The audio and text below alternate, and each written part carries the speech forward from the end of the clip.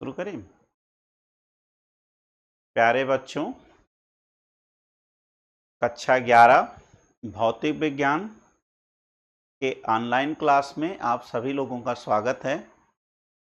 Online class के माध्यम से हम लोग आज फिजिक्स के बारे में कुछ पढ़ेंगे और प्रसत त्रुटि नामक जो टॉपिक्स है इस पर हम चर्चा करेंगे। लेकिन इससे पहले हम कक्षा 11 का जो भौतिकी है उसके बारे में चर्चा कर लेते हैं। तो प्यारे बच्चों, जो भौतिक विज्ञान है, तो भौतिक विज्ञान में जो भौतिकी है यानी भौतिक, ये संस्कृत में शब्द है। संस्कृत में इसका अर्थ प्रकृति होता है और फिजिक्स इंग्लिश में है। इसको ग्रीक भाषा फ्यूसिस से लिया गया है। ग्रीक भाषा में फ्यूसिस का अर्थ भी प्रकृति होता है। तो अगर हम इनको कंबाइंड करें तो देखते हैं कि जो भौतिकी है वो प्रकृति का विज्ञान है, अर्थात भौतिक विज्ञान विज्ञान की वो शाखा है जिसमें हम प्रकृति में घटित होने वाली घटनाओं का अध्ययन और विश्लेषण करते हैं। अब प्रकृति दो चीजों से मिलकर बनी हुई है, एक द्रव्य है और दूसरा ऊर्जा। तो द्रव्य और ऊर्जा के बारे में आप पहले से कक्षा 9 में पढ़ चुके हैं, लेकिन यहां पर एक संबंध होता है, द्रव्यमान ऊर्जा संबंध, जो आइंस्टीन के द्वारा दिया गया है। तो आइंस्टीन का द्रव्यमान ऊर्जा संबंध, पहले माना जाता था कि द्रव्य और ऊर्जा एक दूसरे से रिलेटेड नहीं है, लेकिन आइंस्टीन ने इन दोनों को कोरिलेट करके एक संबंध स्थापित किया जिसको हम नाम देते हैं आइंस्टीन का द्रव्यमान ऊर्जा संबंध। तो इसको हम थोड़ा सा ऐसे लिख देते हैं।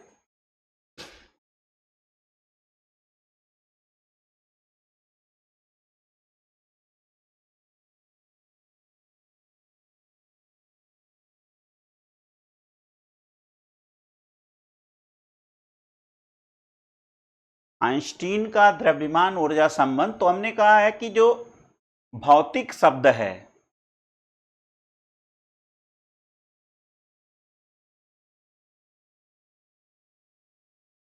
भौतिक, ये संस्कृत में है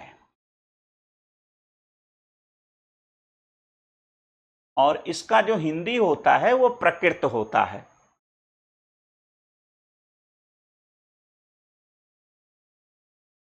और फिजिक्स की बात करते हैं जो इंग्लिश में है,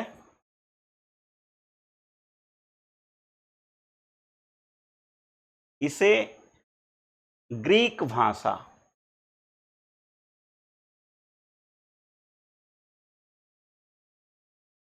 का एक शब्द है फ्यूसिस, इसका भी अर्थ है प्रकृति। तो इस प्रकार से भौतिक विज्ञान विज्ञान की वो शाखा है जिसमें प्रकृति में घटित होने वाली घटनाओं का अध्ययन और विश्लेषण किया जाता है। भौतिकी के कोई भी नियम अपने नहीं हैं, सारे के सारे नियम पहले से प्रकृति में उपलब्ध हैं। केवल भौतिक विज्ञान में उन्हीं नियमों के बारे में क्रमबद्ध व्यवस्थित ढंग से अध्ययन किया जाता है। तो फिजिक्स का कोई अपना नियम नहीं है। तो इसीलिए जो फिजिक्स का क्षेत्र है वो बहुत ज़्यादा विस्तृत है और इस विस्तृत क्षेत्र में जो प्रकृति है, तो प्रकृति सबसे पहले द्रव्य और ऊर्जा दो चीज़ों से मिलकर बनी है, द्रव्य और ऊर्जा। लेकिन अध्यात्म के अनुसार अगर देखें तो प्रकृति 5 चीज़ों से मिलकर बनी है। तो द्रव्य और ऊर्जा, पहले माना जाता था कि द्रव्य और ऊर्जा दोनों एक से दूसरे से डिफर हैं। तो द्रव्य की बात होती है, यानी प्रकृति जो है वो दो चीजों से मिलकर बनी है। पहला है द्रव्य और दूसरा है ऊर्जा।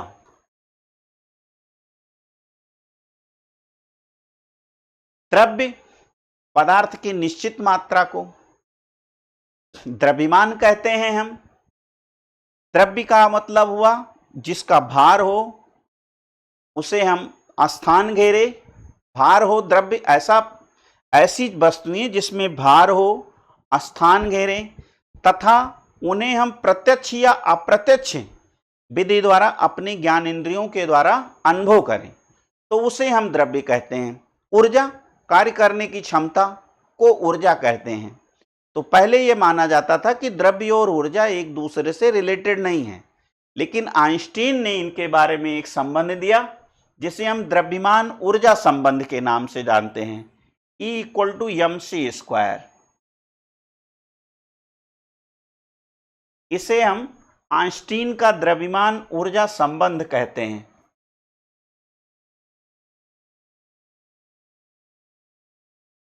इसे आइंस्टीन का द्रव्यमान ऊर्जा संबंध कहते हैं।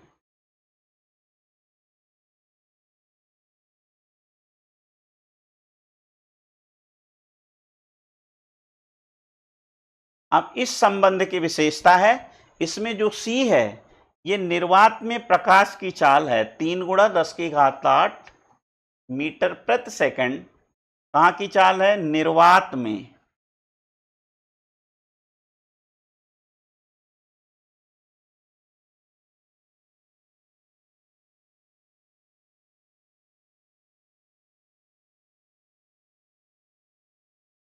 अब इस संबंध के द्वारा हम द्रव्य को ऊर्जा में बदल सकते हैं और ऊर्जा को हम द्रव्य में बदल सकते हैं। हम छोटे से एक उदाहरण ले लेते हैं, उसे देख लीजिए। जैसे सपोज कीजिए हमने ये एग्जाम्पल ले लिया कि यम बराबर 5 किलोग्राम, इससे तुल्य ऊर्जा ज्ञात करें।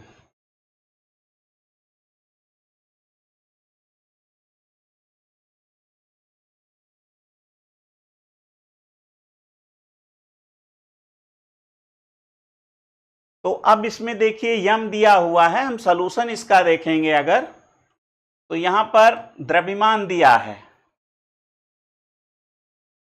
द्रव्यमान स्मॉल m बराबर 5 किलोग्राम दिया है और निर्वात में प्रकाश की चाल हम 3 × 10⁻⁴ ऑलरेडी ले लेंगे, ये होता है मीटर प्रति सेकंड और एनर्जी हमें निकालनी है, प्रश्नवाचक चिन्ह। तो चूंकि हमने क्या पढ़ा है E=mc², तो यहां से हम m की वैल्यू क्या रखेंगे 5 और c की वैल्यू 3 × 10⁸ का स्क्वायर हो गया। तो ये हो गया 5 और 3 का वर्ग हो गया 9 × 10⁻⁴ हो गई 16, तो ये हो गया 45 × 10⁻16 जूल। तो ये एनर्जी हो गई। इसी प्रकार से हम आपको होमवर्क दिए देते हैं, आप लोग ट्राई कीजिएगा कि कितनी एनर्जी होगी। जैसे हम पहला क्वेश्चन आपको दे रहे हैं, 8 kg द्रव्यमान है और दूसरा है 10 kg द्रव्यमान और तीसरा प्रश्न है 1 kg द्रव्यमान और चौथा प्रश्न है कि ऊर्जा दी गई है E 45 × 10⁻⁶। तो इससे आप द्रव्यमान की गणना करें।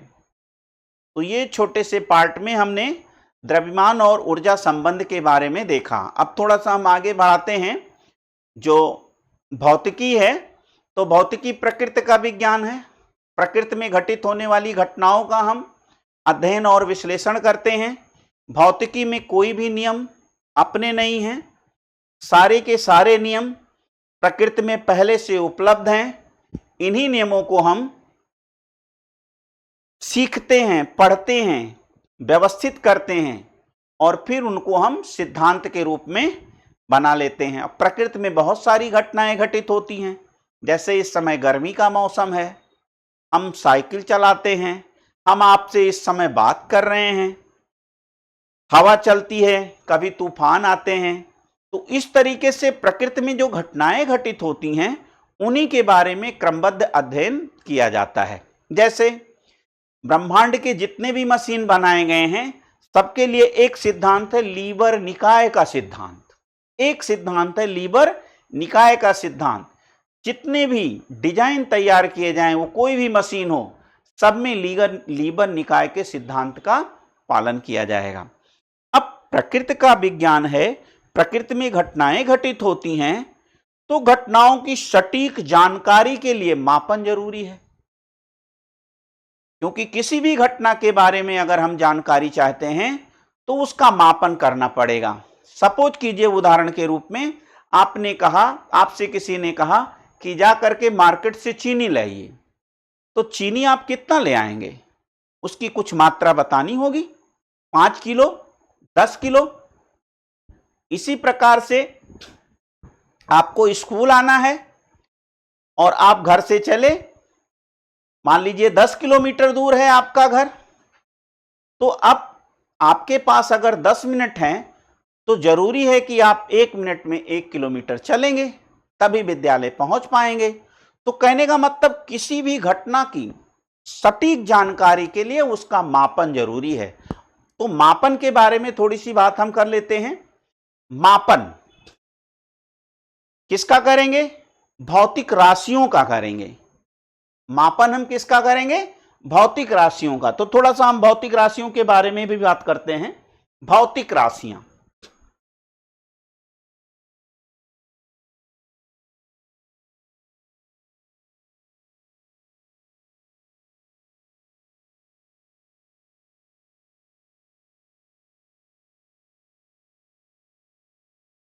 भौतिक राशियां वह समस्त राशियां जिनका मापन किया जा सकता है और उनका संबंध प्रकृति से हो।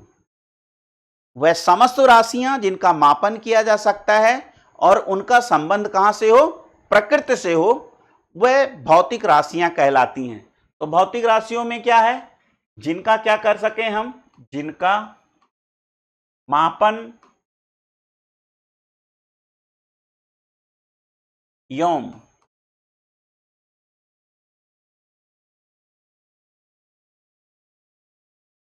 जिनका मापन किया जाता है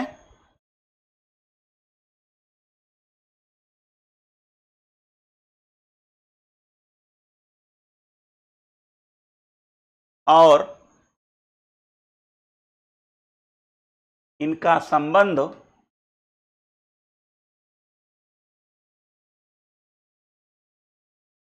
प्रकृति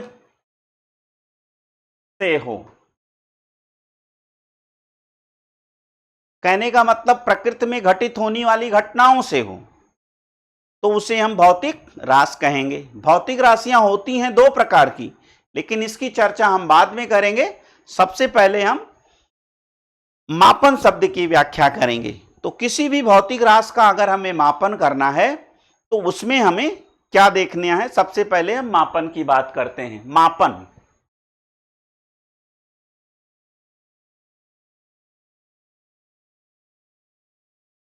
मापन की परिभाषा होगी कि किसी भौतिक राशि का उसके मात्रक से तुलना करना मापन कहलाता है। किसी भी भौतिक राशि का उसके मात्रक से तुलना करना मापन कहलाता है। अब यहां पर हम मापन में किसी भी भौतिक राशि का अगर मापन करेंगे तो भौतिक राशि का मापन करने के लिए दो तथ्यों की आवश्यकता पड़ती है। किसी भी भौतिक राशि का अगर हम मापन करेंगे तो उसके लिए दो तथ्य की आवश्यकता पड़ती है। पहला है आंकिक मान,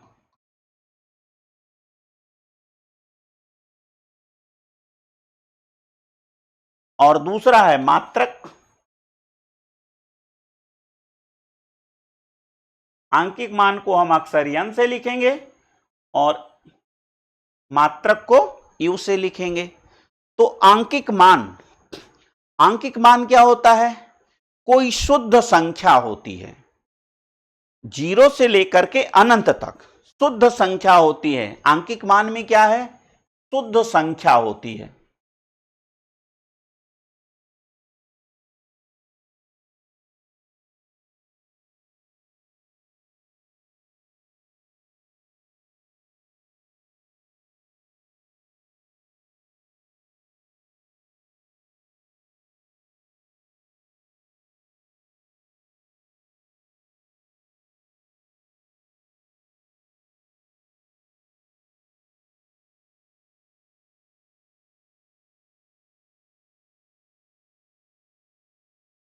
शुद्ध संख्या होती है। शुद्ध संख्या में हम 0, 1, 2 डॉट डॉट, तो शुद्ध संख्या होती है आंकिक मान में। अब मात्रक की बात करते हैं। किसी भी पदार्थ के निश्चित मात्रा को मानक मानकर उसे कोई नाम दे देते हैं और यह भौतिक राशि का मात्रक कहलाता है। किसी भौतिक राशि के मापन के लिए दो तथ्यों की जरूरत होती है। पहला आंकिक मान जो एक शुद्ध संख्या होती है, दूसरा है मात्रक। मात्रक क्या है? किसी पदार्थ की निश्चित मात्रा को मानक मानकर उसे हम कोई नाम दे देते हैं जिसे हम मात्रक कहते हैं। जैसे सपोज कीजिए हमें लंबाई का मात्रक मीटर है, तो पहले मनुष्य ये इतनी लंबाई को मीटर न मान लेता था, तो ये इतना मानक हो गया और इस मानक को नाम दे दिया गया कि लंबाई का मात्रक मीटर है। ऐसे द्रव्यमान के लिए कुछ मानक माना गया और उसको नाम दे दिया गया जिसको हम किलोग्राम कहते हैं। पुराने समय में लोगों के घर में अब भी जैसे कटोरा, कटोरी, अनाज का आदान प्रदान करना है तो एक कटोरा अनाज किसी को दे देंगे, दो कटोरा अनाज दे देंगे, तो वहां पर कटोरे को क्या माना गया? कटोरे में जितना अनाज आया उसको मानक मान लिया जाता है और उसी को कटोरे को नाम जो कटोरे का रहा वही हमारा मात्रक हो जाता है। तो किसी भी पदार्थ की निश्चित मात्रा को मानक मानकर उसे हम कोई नाम दे देते हैं, तो क्या नाम देते हैं? उसे मात्रक कहते हैं। तो किसी पदार्थ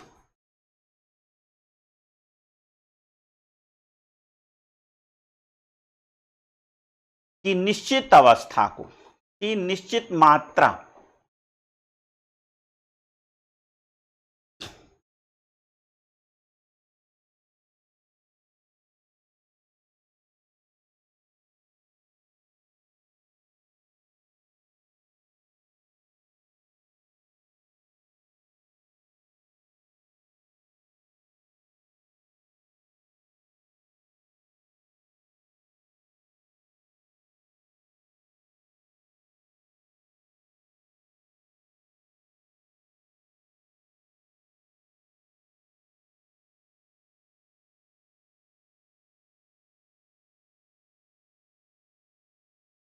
तो इस प्रकार से हमने देखा किसी भी भौतिक राशि का अगर हम मापन करेंगे तो हमें दो तथ्यों की आवश्यकता पड़ेगी। पहला आंकिक मान, कोई शुद्ध संख्या होती है 0 से लेकर के अनंत तक। दूसरा है उसका मात्रक, तो किसी भी पदार्थ की निश्चित मात्रा को मानक मान करके हम उसे कोई नाम दे देते हैं जिसे हम मात्रक कहते हैं। अब मात्रक में और अंकिक मान में रिलेशन होता है। जैसे मात्रक, मान लीजिए हमने अंकिक मान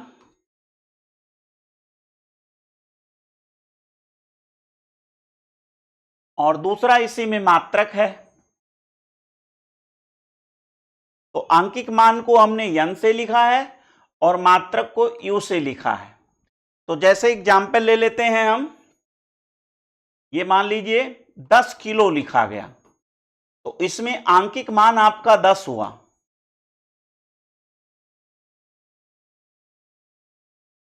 आंकिक मान शुद्ध संख्या हो गई 10 और मात्रक क्या हो गया? किलोग्राम,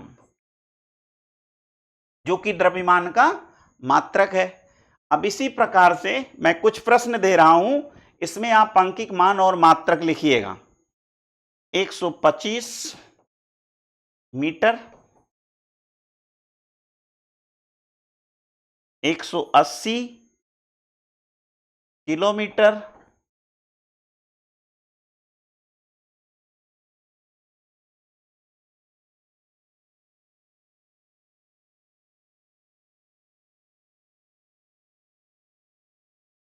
180 किलो हो गया। तो इन चीजों में थोड़ा सा प्रैक्टिस कीजिएगा। अब थोड़ा सा अंकिक मान और मात्रक में रिलेशन देख लेते हैं। अब सपोज कीजिए लंबाई का मात्रक क्या होता है? मीटर। लंबाई का मात्रक क्या होता है? मीटर। जैसे हमने लिया 1 मीटर, अब इसको हम सेंटीमीटर में लिखें तो कितना हो जाएगा? 100 सेंटीमीटर मिलीमीटर में लाएं तो कितना हो जाएगा 1000 mm। अब यहां पर देखिए ये मात्रक जो है घट रहा है लेकिन अंकिक मान क्या है, बढ़ रहा है। तो मात्रक क्या है, घट रहा है, लेकिन अंकिक मान क्या है, बढ़ रहा है। 1 से 1000 फिर कितना हो गया, 1 से 100, 100 से कितना हो गया 1000। तो यहां पर हम देख रहे हैं कि अगर मात्रक बढ़ता है तो अंकिक मान घटता है, और अंकिक मान घटता है तो मात्रक बढ़ता है। तो हम कहते हैं कि आंकिक मान मात्रक के व्युत्क्रमानुपाती होता है। क्या संबंध निकला, आंकिक मान किसी भी भौतिक राशि का आंकिक मान उसके मात्रक के व्युत्क्रमानुपाती होता है। इसे हम कैसे लिखते हैं, n व्युत्क्रमानुपाती 1/u। यहां से हमें एक रिलेशन मिल जाएगा, NU इक्वल टू हो गया कांस्टेंट। इससे हम एक नया संबंध प्राप्त कर लेते हैं, N1U1 equal to N2U2, N1U1 equal to N2U2। तो ये एक रिलेशन मिल गया। तो आंकिक मान और मात्रक में रिलेशन मिल गया। अब भौतिक राशि का हम मापन करते हैं, मापन में दो तथ्य लगते हैं, एक तो आंकिक मान और दूसरा उसका मात्रक। अब किसी भी भौतिक राशि का हम मापन करेंगे, हम कितनी भी क्यों ना सावधानी रखें,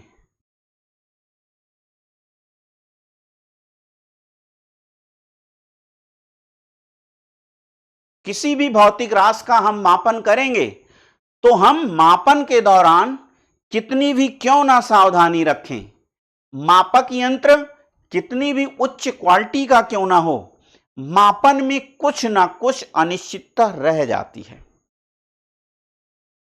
हमने क्या कहा, किसी भी भौतिक राशि का मापन अगर हम करते हैं तो मापन करते समय कितनी भी सावधानी रखें, मापक यंत्र कितने भी उच्च क्वालिटी का क्यों ना हो, मापन में कुछ ना कुछ अनिश्चितता रह जाती है। और मापन में जो अनिश्चितता रह जाती है, तकनीकी रूप से उसी को हम त्रुटि कहते हैं, और इसे हम सदैव प्रतिशत के रूप में लिखते हैं। तो क्या कहा हमने कि किसी भी भौतिक राशि का मापन करते हैं तो मापन में जो अनिश्चितता होती है, तकनीकी रूप से उसी को हम त्रुटि कहते हैं, और इसे सदैव प्रतिशत के रूप में लिखते हैं। इसे सदैव किसके रूप में लिखते हैं, प्रतिशत के रूप में लिखते हैं। तो अब हम क्लास 11 की प्रतिशत त्रुटि नामक एक छोटा सा टॉपिक से इसके बारे में हम चर्चा करते हैं। तो कुछ बेसिक चीजें हैं आज हम बोल देते हैं, उसके बाद में फिर चर्चा करेंगे। तो सबसे पहले हम त्रुटि की बात कर लेते हैं। तो हर एक संख्या, हर एक भौतिक राशि का एक वास्तविक मान होता है और एक होता है प्रेक्षित मान।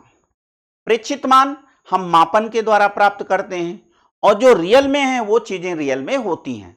तो मापन जब भी हम करते हैं तो कुछ ना कुछ तकनीकी रूप से कमी रह जाती है, अनिश्चितता रह जाती है। इसी अनिश्चितता को हम तकनीकी रूप से त्रुटि कहते हैं। एक लाइन में परिभाषा क्या होगी, मापन में अनिश्चितता को तकनीकी रूप से त्रुटि कहते हैं। इसे प्रतिशत के रूप में लिखते हैं, हमेशा प्रतिशत के रूप में लिखते हैं। तो इसको हम क्या नाम देते हैं, इसीलिए चैप्टर का नाम पड़ गया प्रतिशत त्रुटि, परसेंटेज एरर। तो मापन में जो अनिश्चितता रह जाती है उसे हम प्रतिशत त्रुटि ना कह के त्रुटि कहते हैं, और त्रुटि को हमेशा परसेंटेज में लिखते हैं। तो ये हो गया प्रतिशत त्रुटि। अब त्रुटि 3 प्रकार की होती है, वैसे अक्सर 2 ही प्रकार की ली जाती है, बुक में लिखी है, लेकिन त्रुटि 3 प्रकार की होती है। पहली प्रकार की त्रुटि क्रमबद्ध त्रुटियां, क्रमबद्ध त्रुटियां, और दूसरी प्रकार की जो त्रुटि होती है यादृच्छिक त्रुटि, और तीसरी प्रकार की त्रुटि होती है स्थूल त्रुटि। तो सबसे पहले हम क्रमबद्ध त्रुटियों की बात करते हैं। वह त्रुटियां जिनका स्रोत पहले से ज्ञात होता है, उनको हम उचित माध्यम के द्वारा दूर कर सकते हैं। ऐसी जो त्रुटियां होती हैं वे क्रमबद्ध त्रुटियां कहलाती हैं। इन त्रुटियों के आने के कई कारण हैं। नंबर एक होगा कि जैसे मापक यंत्र हमारा खराब हो जाए, तो मापक यंत्र अगर हमारा खराब हो जाता है तो हम नया ला करके उसे बदल लेंगे, तो फिर से सही नाप मिलने लगेगी। तो पहला क्या हो गया, मापक यंत्र की कमी के द्वारा। दूसरे प्रकार की त्रुटि हो गई तकनीकी में अपूर्णता। तकनीकी में अपूर्णता का मतलब कि हम ऑपरेटर्स का उपयोग करना नहीं जानते हैं, और जब हम उसका मापन करने लगे तो हमसे कुछ ना कुछ गलती हो गई। उदाहरण के स्वरूप देख लीजिए, हम मोटरसाइकिल नहीं चला पाते हैं और अचानक गाड़ी को चलाने लगे तो कुछ ना कुछ गलती होगी, उसके माध्यम से हो सकता है हमें चोट लग जाए, गाड़ी सही से ना चले। तो तकनीकी में अपूर्णता, इसको कैसे दूर करेंगे? हम मोटरसाइकिल चलाना सीख लेंगे। कोई ऑपरेटर्स नहीं चला पाते हैं तो उसको सीख लेंगे, उसकी तकनीक सीख लेंगे, उपयोग करने का तरीका देख लेंगे, तो इससे ये भी दूर हो जाएगी। एक होता है व्यक्तिगत असावधानी, एक होता है व्यक्तिगत असावधानी, तो हम सावधान हो जाएंगे। तो इस प्रकार से क्रमबद्ध त्रुटियों को दूर किया जा सकता है। अब दूसरी प्रकार की त्रुटियां क्या हैं? यादृच्छिक त्रुटियां। यादृच्छिक त्रुटियों को दूर नहीं किया जा सकता, अर्थात इनका सोर्स पहले से मालूम नहीं होता। यह नहीं पता चलता है कि आखिर ये त्रुटियां आ कहां से रही हैं। यादृच्छिक त्रुटियों की बात करते हैं तो ये त्रुटियां इस प्रकार से आती हैं, अचानक आती हैं और इनका कोई सोर्स मालूम नहीं होता। आप ऐसे उदाहरण ले लीजिए, आप घर से निकले, कोई इंसान घर से निकला और उसका मार्केट में या कहीं पर एक्सीडेंट हो गया। अब ये त्रुटि अचानक चीजें हुई, उसको ये नहीं पता है कि हमारा, जैसे अगर उसे मालूम होता कि हमारी गाड़ी खराब होगी, इस समय निकलेंगे, तो उसको कुछ ना कुछ अपने हिसाब से मैनेज कर लेता। लेकिन पता नहीं रहता है कि कहां आएंगी, कब आएंगी। लेकिन फिर भी इनसे बचने का एक तरीका है, बार बार प्रेक्षण को दोहराया जाए, और जितनी बार प्रेक्षण को दोहराया जाएगा त्रुटि की संभावना उतनी कम हो जाएगी। जैसे मान लीजिए हम 2 बार दोहरा लिए तो त्रुटि जो रह गई वो 1/2 रह गई। 4 बार दोहरा लिए तो जो त्रुटि रह गई वो 1/4 रह गई। 10 बार दोहरा लिए तो त्रुटि जो रह गई वो 1/10 हो गई। तो कहने का मतलब जितने से जितना प्रेक्षण लेंगे उतनी ही त्रुटियां कम होती हुई चली जाएंगी। और तीसरी प्रकार की त्रुटि है स्थूल त्रुटियां। और स्थूल त्रुटियां जो हैं इनका कोई निदान नहीं है, ये सीधे सीधे व्यक्तिगत असावधानी के कारण आती हैं। जैसे क्लास में बैठे हैं आप, टीचर पढ़ा रहा है, आप सुन नहीं है, तो गलत सुनना, गलत पढ़ना, गलत लिखना। तो सबसे पहले गलत सुनेंगे, गलत सुनेंगे तो गलत लिखेंगे, गलत लिखेंगे तो गलत पढ़ेंगे। तो इस प्रकार से स्थूल एरर, इसका कोई उपाय नहीं है, ये केवल मनुष्य ही दूर कर सकता है, वो भी व्यक्तिगत रूप से सावधान होकर के। तो इस प्रकार से त्रुटियां कितनी प्रकार की हुई? 3 प्रकार की।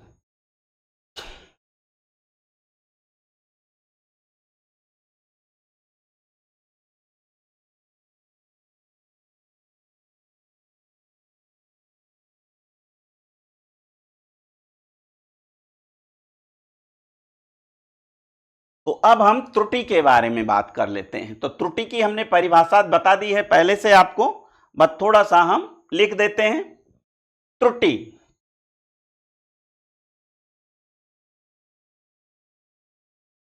ये तो मापन में जो अनिश्चितता रहती है,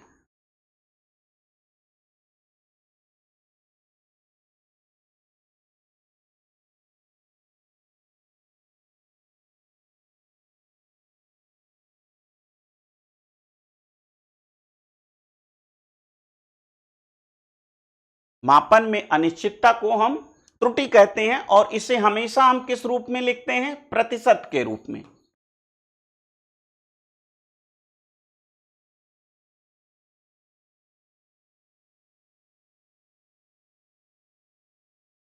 और त्रुटियां कितनी प्रकार की हैं? 3 प्रकार की। पहली वाली त्रुटियां क्या हैं? क्रमबद्ध त्रुटियां।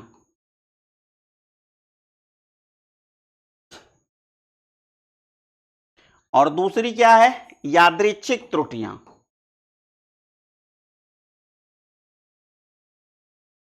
और तीसरी क्या है? स्थूल त्रुटियां।